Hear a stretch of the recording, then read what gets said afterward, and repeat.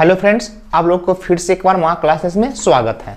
आज भूगोल के हम लोग क्लास 4 देखेंगे। इसमें कुछ इंपॉर्टेंट पॉइंट देखेंगे, जैसे कि सुनामी देखेंगे, भूकंप देखेंगे, बाढ़ देखेंगे। 3 ही टॉपिक देखेंगे जो दमदार लगेगा, काफी बढ़िया लगेगा देखने में। और वीडियो देखने से पहले आप कॉपी और कलम लेके बैठिएगा, कुछ पॉइंट आएगा इंपॉर्टेंट जो आप नोट करते चलिएगा ताकि भूलेंगे नहीं। और हाँ, अगर चैनल पे नए हैं तो सब्सक्राइब कर लीजिएगा ताकि मेरा पहला वीडियो आपके पास जल्दी पहुंच सके, और लाइक शेयर करना ना भूलें। तो देखते हैं हम लोग, अब आते हैं क्लास पे। सबसे पहले है भूकंप। तो भूकंप किसे कहते हैं? पहला क्वेश्चन यह है, भूकंप किसे कहते हैं? हम कारण नहीं पूछ रहे हैं, किसे कहते हैं। तो आता है भूकंप किसे कहते हैं, सुनिएगा। पृथ्वी के अंदर, सपोर्ट, पृथ्वी के अंदर अचानक आए गड़बड़ी को, पृथ्वी के अंदर अचानक आए गड़बड़ी को या किसी कारण हो सकता है, या हलचल को भूकंप कहते हैं। पृथ्वी के अंदर आए अचानक कंपन या गड़बड़ी या भूकंप, कंपन को भूकंप कहते हैं। जैसे देखिए यहाँ पे, मान ध्यान दीजिए, पृथ्वी की सतह है। अब यहाँ इस बिंदु पर सबसे पहले कंपन हुई किसी कारण बस। कौन सा कारण पता नहीं है, वैज्ञानिक भी नहीं बोला कौन सा कारण बस, हमको पता नहीं है, किसी पता नहीं है, किसी कारण बस, कोई भी कारण हो सकता है। यहां पर कंपन हुई तो यह कंपन हुआ, तो यहां कंपन होगा तो यह, तो यह जमीन हिलेगा, तो इसको क्या कहेंगे, भूकंप कहेंगे। अब ध्यान दीजिएगा, यहां जो कंपन हुई तो इसको कहेंगे भूकंप केंद्र। क्या कहेंगे बुआ? भूकंप केंद्र। ध्यान दीजिएगा, भूकंप केंद्र। क्लियर है?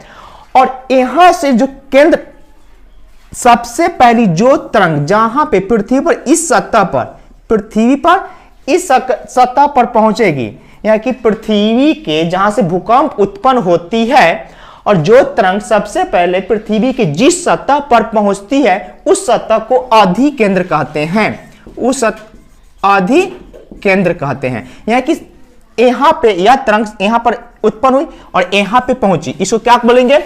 आधि केंद्र। कोई जरूरी नहीं कि यहां पर, सपोर्ट कीजिए कि यहां पे पहुंचे, सर बोलिएगा कि यहां पे पहुंचेगा, इसको क्या बोलेंगे? तो सबसे पहले अगर यहां पहुंचेगा तो इसको भी हम लोग आधि केंद्र ही बोलेंगे। क्लियर है? ठीक है। अब आता है भूकंप के बारे में। तो भूकंप के जनरली बांटा गया 3 तरंग। भूकंप को 3 भाग में बांटा गया। पी तरंग, पी तरंग 2 में बांटा गया, एस तरंग, और तीसरा बांटा गया टी तरंग। और तरंग है, पहले जनरली बता रहे हैं, तीन तरंग। कौन? पी तरंग, एस तरंग, टी तरंग। इसको हिंदी में बोलते हैं प्राथमिक। क्या बोलेंगे? प्राथमिक तरंग। प्राथमिक तरंग। इसको बोलेंगे द्वितीयक। क्या बोलेंगे? द्वितीयक तरंग। इसको बोलेंगे तृतीयक। तृतीयक तरंग। था मैं राइटिंग बाबा जी बार-बार बोल रहे हैं, राइटिंग में मत जाइए कि सर आपका राइटिंग बढ़िया नहीं, आपका वीडियो नहीं देखेंगे। आपको नॉलेज चाहिए है ना, तो नॉलेज चाहिए, तो नॉलेज के लिए कुछ करना पड़ेगा एक्स्ट्रा चीज ना।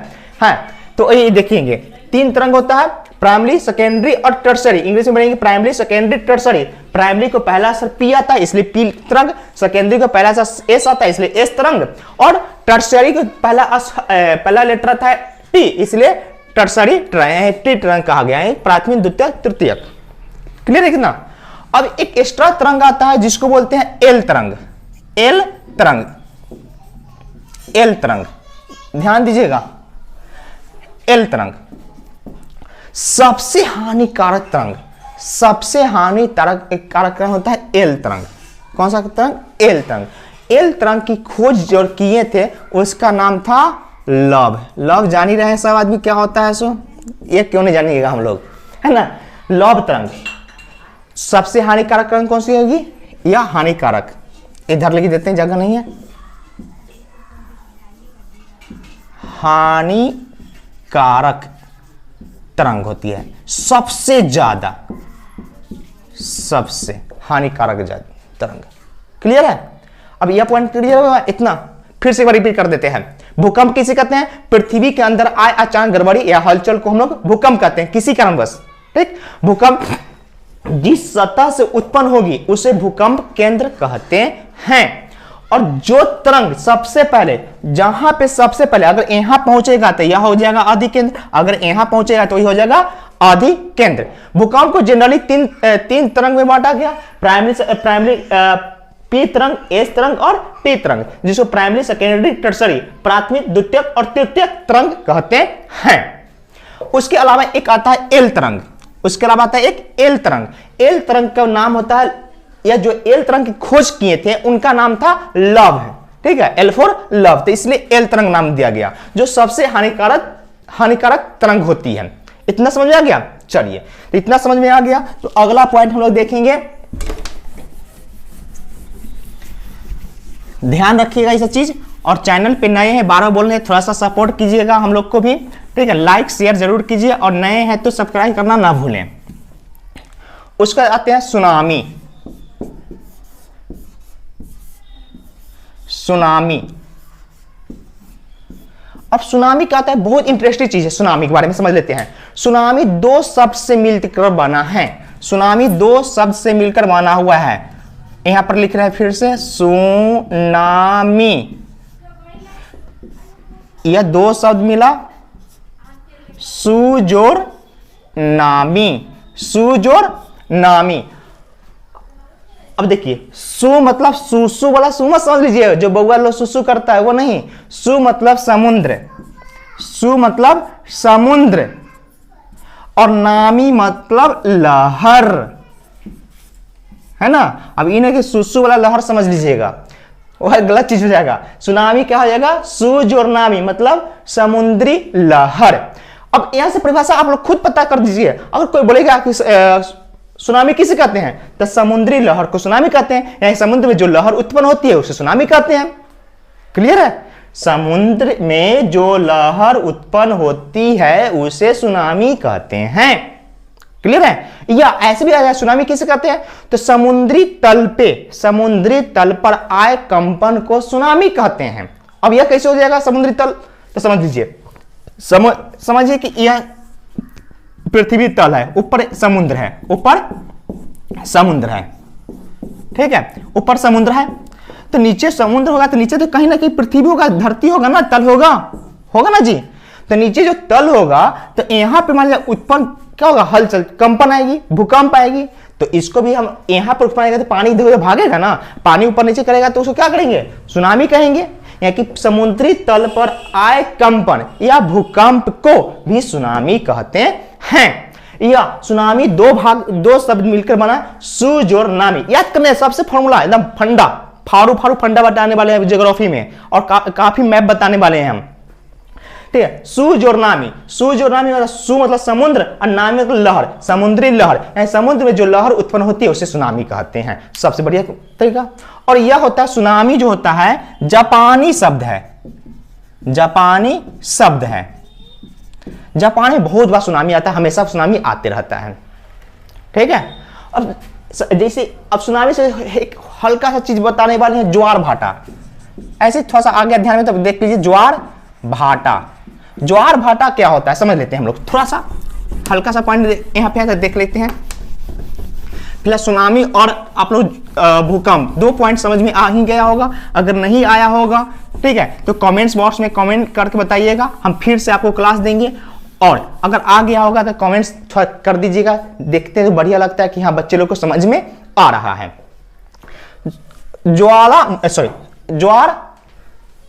यहाँ लिखा हुआ गलत है, ज्वार भाटा। ज्वार भाटा क्या हुआ, समुद्र में जो पानी जो होता है, लहरें होती है, देखिए हम लोग कहीं पे गंगा जी है, समुद्र हो या पानी, जो भी पानी नाला होला जो भी पानी होता है, वह लहर के साथ ऐसे ही चलते रहता है। देखिएगा ऊपर नीचे ऐसे ऐसे करके चलेगा, है ना, धारा के साथ, या कहीं पे हो, ठीक है। तो जब बड़े बड़े धारा आएगा, इसको हम साफ कर देते हैं। जब बड़े बड़े समुद्र, देखिएगा जब समुद्र की पानी जब ऊपर उठती है, समुद्र की पानी जब ऊपर उठती है तो इसी को ज्वार कहते हैं, और नीचे आता है तो इसको भाटा कहते हैं। एकदम नॉर्मल परिभाषा नहीं समझ सकते हैं ज्वार भाटा क्या होता है। तो समुद्र की पानी जब ऊपर उठती है तो ज्वार, और नीचे आएगा तो भाटा, है ना। अब देखिए ज्वार भाटा क्या होता है, तो प्रत्येक अमावस्या पूर्णिमा होता है। या ऐसे भी ज्वार भाटा कब आती है, तो पृथ्वी, सूर्य और चंद्रमा, क्या बोले, पृथ्वी, सूर्य और चंद्रमा तीनों एक ही तल में, या तीनों बराबर आएगा, एक ही तल पर आ जाएगा, एक ही लाइन में आ जाएगा। जैसे यहां देख लीजिए, सूर्य, पृथ्वी और चंद्रमा तीनों एक ही तल में आ जाएगा, तो यह हो जाएगा, तब वह ज्वार भाटा आना ही आना है। ठीक है, ज्वार भाटा कंप्लीट हो गया, कोई परेशानी नहीं ना? परेशानी होगा तो बारह बोलते हैं, कमेंट्स बॉक्स कीजिए, और समझ में आ रहा है कमेंट्स करते रहिएगा। और एक क्वेश्चन आप लोग का दे देंगे कि ज्वार भाटा कितना बार, मतलब ज्वार भाटा एक दिन में कितना बार आ सकता है, एक दिन में कितना बार आता है, ये आप कमेंट्स बॉक्स में कमेंट करके बताइएगा। ठीक, अगला पॉइंट हम लोग पढ़ते हैं, बाढ़। बाढ़, हाँ, और बाढ़ से पढ़ने से पहले एक भूकंप के बारे में बताते हैं। भूकंप की परिभाषा हमने बताया, क्या बताया है कि पृथ्वी के अंदर आए अचानक गड़बड़ी, पृथ्वी के अंदर आए अचानक गड़बड़ी को हम लोग क्या कहेंगे, भूकंप कहते हैं। अब भूकंप ये परिभाषा हुआ ना, अब इसे कारण बता सकते हैं, भूकंप का कारण क्या हो सकता है, भूकंप कैसे आता है, तो बहुत सारे रीजन है, जिसमें 2-3 रीजन हम बता रहे हैं। भूकंप के एक अलग ही क्लास बताएंगे, जो मैप पर बताएंगे। ठीक, तो कारण क्या होता है, परमाणु परीक्षण। अगर परमाणु परीक्षण, एक मूवी आया था परमाणु, आप लोग देखे होंगे, मूवी से कुछ ना कुछ सीखने को मिलती है, कोई मूवी रहे कुछ ना कुछ सीखने को मिलती है, अच्छाई या बुराई। ठीक है, परमाणु मूवी देखिएगा, तो जो परमाणु परीक्षण होता है, तो जहां बम गिराएगा उसके आसपास के एरिया में कंपन होती है, उसके आसपास के एरिया में कंपन होने लगता है। ठीक है, तो उससे भी भूकंप आता है, पहला रीजन। दूसरा रीजन, प्लेटों को आपस में टकराने से भूकंप आता है, प्लेटों को आपस में टकराने से भूकंप आता है। जैसे यहां देखिए, मान लीजिए दो, मेरे पास नोटबुक है, ठीक है, तो दो प्लेट है, दो प्लेट है, अगर दोनों प्लेट तो हम ऐसे ले जा रहे हैं, अगर ऐसे धक्का देंगे, दो प्लेट आपस में टकरा रहा है, टकरा रही है, तो इसके ऊपर जो चीज रहेगा वह हिलेगा, हिलेगा, तो उसके भूकंप कहेंगे। ना समझ में आया तो छोड़िए, या समझ में नहीं आया तो छोड़िए। हम लोग चाय पीते हैं, तो गेस्ट लोग आते हैं चाय पीने, तो क्या लेते हैं, कप रहता है ऊपर से, प्लेट रहता है ऊपर से, ऊपर कप रख देते हैं। अब जा रहे हैं, अगर स्पीड में जा रहे हैं, किसी टकरा जाएंगे तो कप हिलने लगेगा, कप हिलने लगा, टकराया या प्लेट, लेकिन कप हिलेगा, और उसमें रखा हुआ चाय हिलना स्टार्ट होगा, तो वही भूकंप के रीजन है। रीजन समझ में आ गया? अब सर ये प्लेट क्या चीज है, तो प्लेट मुख्य रूप से प्लेट 7 प्लेट होती है, मुख्य रूप से प्लेट 7 होती है, और अन्य प्लेट 20 होती है। ध्यान दीजिएगा, मुख्य 7 जो 7 महादेश के नाम पर स्थित है, जो 7 महादेश के नाम पर रखा गया है, और अन्य छोटे छोटे प्लेट कितना होती है, 20। ठीक है, इसका हम क्लास अलग से दे देंगे, वहां से आप लोग बढ़िया से नोटबुक कर लीजिएगा। और आगे आते हैं हम लोग बाढ़। तो बाढ़ में देखिए क्या होता है, बहुत सा छोटा सा पॉइंट है। एक क्वेश्चन आप लोग कमेंट्स बॉक्स में कीजिएगा कि बाढ़ों का देश किसे कहा जाता है। ठीक, अब देखिए बाढ़ क्या होता है, ध्यान दीजिएगा। जब ग्लेशियर जानते हैं ना, ग्लेशियर अगर ना जान रहे होंगे तो हिमालय जो पर्वत होता है वहां पर देखिएगा तो क्या बर्फ की चट्टानें जमा रहती है। जब बर्फ की चट्टानें जमा रहती है तो उसी को ग्लेशियर कहेंगे, काफी मोटा होगा। नहीं तो एक मूवी देख लीजिएगा शिवाय में काफी पहले ही इनमें चर्चा की हुई है ग्लेशियर के बारे में। चलिए, तो बर्फ की चट्टान जब पिघल कर, बर्फ की चट्टान सपोर्ट कीजिए हिमालय पर्वत है, चाहे कोई भी पर्वत मान लेते हैं, तो बर्फ की चट्टान यहां पर बर्फ जमा हुआ है, तो पिघले कब, जब गर्मी पड़ेगा। बाढ़ कब, ठंडा में आता है? नहीं। देखिए बाढ़ जब भी आएगा गर्मी के मौसम में आएगा, बरसात के मौसम में बाढ़ नहीं आएगा। बरसात के मौसम में जो पानी देखते हैं वो वर्षा का पानी रहता है, बाढ़ के, ठीक है, वो बाढ़ के वर्षा का पानी रहता है, बाढ़ नहीं रहता है। तो हिमालय के ग्लेशियर, हिमालय में जो ग्लेशियर है, बर्फ का जो भंडार है, वह गर्मी पाकर पिघलने लगता है। हम लोग जानते हैं बर्फ पर जितना टेम्परेचर पड़ेगा ज्यादा, उतना वो जल्दी पिघलेगा। तो यह पिघलना स्टार्ट होगा, पिघलेगा तो पानी में बदल जाएगा, और पानी में जैसे ही बदलेगा तो हम लोग के इलाका में जैसे जैसे गंगा या जो भी नदी बहती है वहां बाढ़ आना शुरू हो जाएगा। ठीक है, या पानी क्या होता है, नदी के अवसाद में क्या, पूरा कचरा। हम लोग के बगल में, घर के बगल में नदी होता है, देखिएगा जितना कचरा जाके नदी में फेंक देते हैं। तो नदी फेंकेंगे तो क्या होगा, नदी की गहराई कम जाएगा। जब गहराई कमेगा तो वह कंडीशन में क्या होगा, बाढ़ की स्थिति उत्पन्न होगी।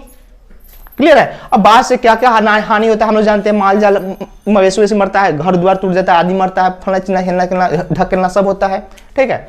तो बाढ़ के यह छोटे से पॉइंट है। यहां से एक छोटी सी बात फिर से रिपीट कर रहा हूं, आप लोग कमेंट्स बॉक्स में कमेंट जरूर कीजिएगा, बाढ़ का देश किसे कहते हैं।